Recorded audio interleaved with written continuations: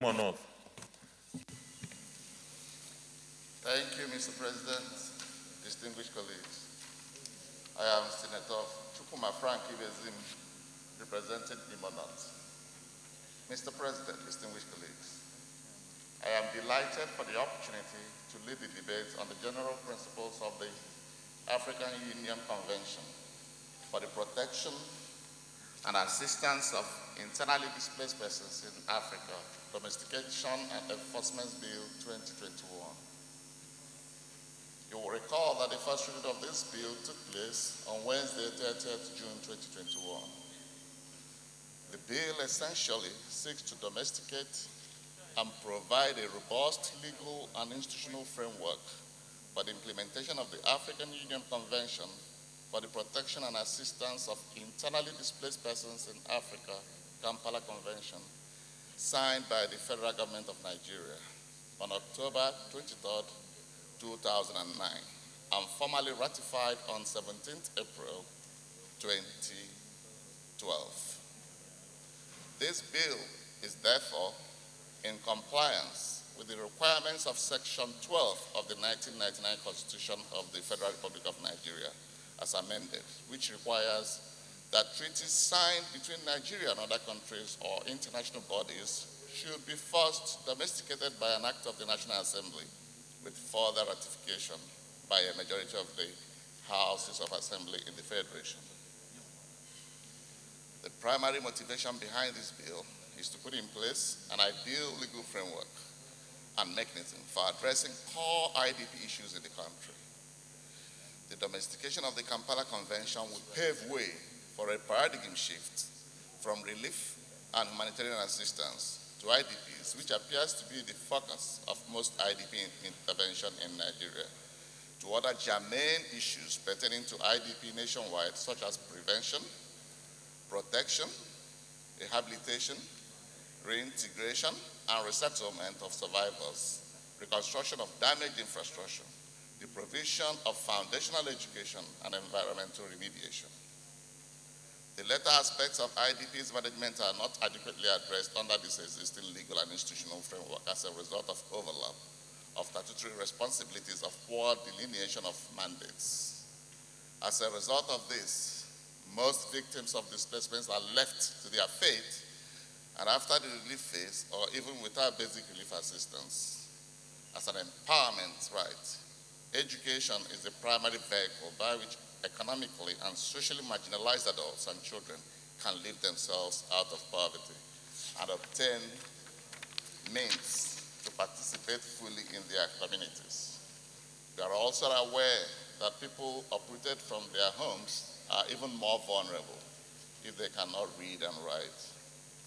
Adult education and functional adult literacy, that is, the ability to apply the skills of reading, writing, and written calculations to the requirements of daily life are crucial for them to be able to realize their rights to education, development, and meaningful participation. Mr. President, distinguished colleagues, IDPs are people who have been forced to flee their homes as a result of human or natural disasters and have not crossed an internationally recognized state border. They differ from refugees in the sense that they are not displaced beyond the boundaries of their countries of origin. The major cause of internal displacement in Nigeria in the last 2 decades include armed conflicts, insurgency in the Northeast, farmers/herders clashes, large-scale developmental projects, generalized violence of political or religious nature, human rights violations, flood, and other natural disasters, human-made disasters, etc. As at the end of 2014, Nigeria accounted for at least 1 million of the 38 million IDPs worldwide.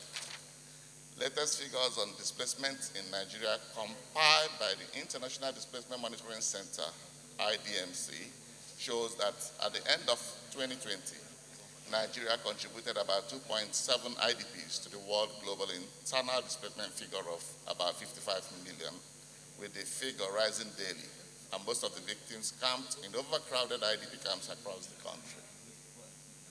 It is important to state here, while NEMA, established under the National Emergency Management Agency Act, etc., and the National Commission for Refugees, NCR, established under the National Commission Refugees Act, ETC Act, and a host of other MBAs have been carrying out collaborative relief assistance to IDPs.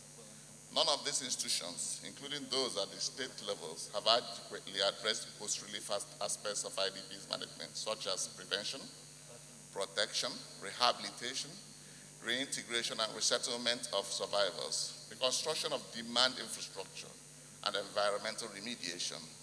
In reality, therefore, NEMA, NCR, and other state emergency relief management agencies have become first responders to natural or man-made disaster sites in Nigeria, except for the IDPs from the states in the northeast, geopolitical zone of Nigeria, that are benefiting from post-relief aspects of IDPs, courtesy of the Northeast Development Commission. Millions of IDPs outside the northeast part of the country who have been displaced by endless herdsmen and farmers' clashes. Large-scale project situations, land disputes are still without a holistic intervention in terms of rehabilitation and resettlement. It is against this background that a new framework that would holistically deal with core IDP issues from the relief stage to resettlement and reconstruction of damaged infrastructures as contemplated by Nigeria's international obligation under this treaty becomes compelling. The passage of this bill will pave way for an effective mechanism for monitoring the implementation of the convention and future policies pertaining to IDPs in Nigeria. While NEMA will continue to discharge its function as a first responder and a coordinating body for humanitarian assistance to natural/man-made disasters as provided in the Enabling Act. And the NCR will be concentrating on refugee crisis. The mechanism proposed under this bill will complement emergency relief agencies nationwide as it pertains to core IDP issues, especially post-relief phases. Accordingly, Mr. President, distinguished colleagues, this bill has 26 clauses subdivided into 7 parts. Mr. President, distinguished colleagues, there is no one here that is not facing IDP crisis in his constituency as a result of the peculiar challenges we are facing in the country. In view of the foregoing explanations, I urge you all to support the speedy passage of this bill.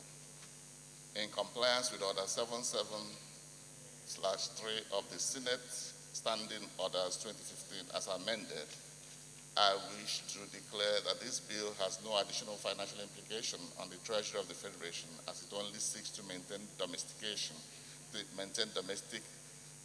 the Kampala Convention as required by Section 12 of the 1999 Constitution of the Federal Republic of Nigeria. Thank you most sincerely for your kind attention. I so move.